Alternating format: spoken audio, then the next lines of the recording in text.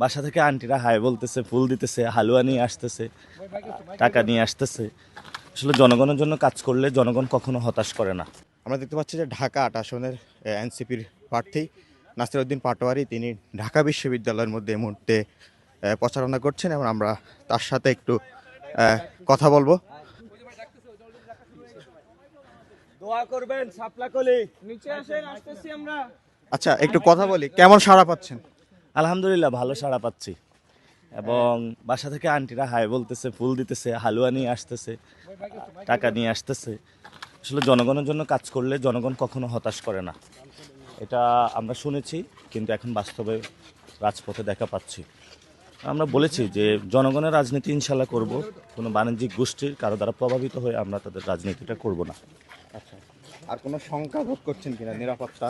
শঙ্কা তো আমার বাসা খুঁজতেছে, কোন সময় বাসায় গিয়ে অ্যাটাক করে। ফ্যামিলি তো এখানে আছে, আমার বাচ্চা আছে, ওয়াইফ আছে, তাদের নিরাপত্তা নিয়ে আমি শঙ্কিত আছি। তো তারা যেভাবে আমাদেরকে হেনস্থা করতেছে, এটা আসলে আমরা এরকম ভাবি নাই যখন ক্যাম্পেইনে নেমেছিলাম। দিন দিন এটা বেড়েই চলছে। তা আল্লাহ আমাদেরকে ধৈর্য ধারণ করা তৌফিক দিয়েছে, আমরা ধৈর্য ধারণ করতেছি, এবং ধৈর্যই আমি মনে করি সফলতার মূল চাবিকাঠি। এটাই আর কি। ভোটারদের উদ্দেশ্যে আপনার কি বার্তা থাকবে, কি বলতে চান যেটা এখনো বলতে পারেননি? ভোটারদের উদ্দেশ্যে বার্তা থাকবে যে সত্যিকার অর্থে আমরা ঢাকা আটে যারা আছি সবাই ফ্যামিলির মতন বসবাস করতে চাই। আমরা জানি যে এখানে অনেকের অনেক সমস্যা রয়েছে, যে সমস্যাগুলো গত 15-20 বছরের কোনো সমাধান হয়নি। অনেকের বাসায় আমি গুপিবাগে গিয়েছি, গ্যাস নাই, ড্রেনেজের প্রবলেম, পানির সমস্যা, এবং স্কুলগুলোতে বাচ্চা ভর্তি করাতে যাবে, সেখানে হলো তারা ভর্তি বাণিজ্য করে থাকে, এবং মাদকের সমস্যা আছে, চাঁদাবাজির সমস্যা আছে, এবং মানুষের হেলথ সার্ভিস পাচ্ছে না, এডুকেশন পাচ্ছে না সবাই অ্যাফোর্ডেবিলিটি অনুযায়ী। তো এই জায়গাটা আমরা নিশ্চিত করতে যাই যাতে সব সমস্যার সমাধান করে আমরা নতুন একটি বাংলাদেশ গঠন করতে চাই। আজকে ঢাকা বিশ্ববিদ্যালয়ে এসেছি, এখানে অনেক সমস্যা রয়েছে, কর্মকর্তা কর্মচারী অনেক বিপদে রয়েছেন তারা, এবং সাথে সাথে এখানে ছাত্ররা বলছে যে তারা এখনও চাকরি পাচ্ছে না, পড়াশোনা করতেছে, তাদের জব নিশ্চিত করা হয়নি রাষ্ট্রের মধ্যে। তো সেই জায়গাগুলো আমরা নিশ্চিত করবো ইনশাআল্লাহ। আচ্ছা, শরীক জোট থেকে কেমন সাপোর্ট পাচ্ছে? আলহামদুলিল্লাহ সাপোর্ট পাচ্ছে, এই যে সকাল থেকে তো জামায়াত ইসলামী হেল্প করতেছে এবং তারা সাপোর্ট দিচ্ছে, আলহামদুলিল্লাহ ভালো সাপোর্ট পাচ্ছি। আচ্ছা, এই আসনে তো ওসমান হাদি প্রচারণা করছিল, তো এখন তো তিনি নেই, শহীদ হয়ে গিয়েছে, তো আপনি প্রচারণা করতে গিয়ে এমন কোনো ভোটার আছে বা তার স্মৃতিচারণ করছে? হ্যাঁ করছে, উনি মসজিদ ভিত্তিক বেশি ক্যাম্পেইন করেছিলেন, মার্কেট ভিত্তিক কাজ করেছিলেন। দুইটা জায়গায় তো ভোটার পড়ে, একটা হলো মসজিদে আর একটা হলো মার্কেটে, দুইটাই গিয়েছি।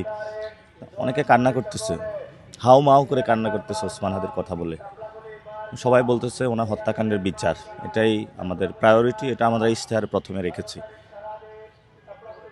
আল্লাহ ওনাকে জান্নাত নসিব করুন, এবং আমরা বাংলাদেশে যারা আছি শহীদ ওসমান হাদিবের বিচারটা যাতে আমরা কমপ্লিট করতে পারি, সেটাই আমাদের চাওয়া। আপনার প্রতিপক্ষ যারা প্রার্থী রয়েছে তাদের উদ্দেশ্যে আপনি কি বার্তা দেবেন? আমরা একটি সুন্দর বাংলাদেশ গড়তে চাই।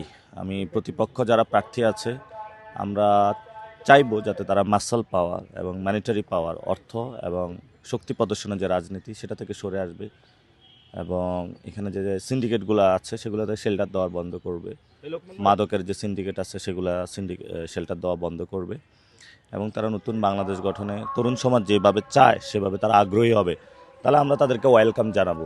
কিন্তু পুরাতন বস্তা পচা রাজনীতি সেটা আমরা ওয়েলকাম জানাইতে পারবো না। এটা কোনোভাবেই, যত টাকা নিয়ে বসেন না কেন আমাদের কিনতে পারবেন না আপনারা। আমরা মরে যাব, কিন্তু অন্যায় অসতের সাথে আপোষ করব না, এটা আমাদের কমিটমেন্টের জায়গা। আপনি বলছেন যে বিভিন্ন উপহার সামগ্রী পাচ্ছেন হাদি ভাইয়েরা। ঠিক দেখতে পাচ্ছেন, আমরা এই মুহূর্তে রয়েছি ঢাকা ৮ আসনের মধ্যে, এবং এখানে এনসিপির যিনি পক্ষ থেকে প্রার্থী রয়েছে তিনি কিন্তু প্রচারণার কাজ চালিয়ে যাচ্ছেন, এবং এই আসনে কিন্তু শহীদ ওসমান হাদি নির্বাচনী প্রচারণার কাজ করেছিলেন, এবং তার পরবর্তীতে এখন প্রার্থিতা হয়ে লড়াই করছেন নাসিরউদ্দিন পাটোয়ারি, এবং এই মুহূর্তে আজকে দিনে ঢাকা ৮ আসনে নির্বাচনী প্রচারণায় দিনে ঢাকা বিশ্ববিদ্যালয় রয়েছে, এবং ঠিক আমরা দেখতে পাচ্ছি যে ঢাকা বিশ্ববিদ্যালয়ের যে আবাসিক এরিয়াগুলো রয়েছে এবং সেখানে তিনি ভোটারদের কাছে যাচ্ছেন, এবং সেখানে তিনি বলছেন তিনি সাড়া পাচ্ছেন, এবং তিনি সম্প্রীতির একটি বাংলাদেশ গড়তে চান, এবং ঠিক হাত নাড়িয়ে দেখছেন তিনি আবাসিক ভবন যেটি রয়েছে সেটি ঠিক মূল গেটের সামনে দাঁড়িয়ে তিনি ভোটারদের দৃষ্টি আকর্ষণ করছেন। ঠিক বলা যায় যে এই মুহূর্তে এই নির্বাচনী প্রচারণায় খুব ব্যস্ত সময় পার করছেন প্রার্থীরা।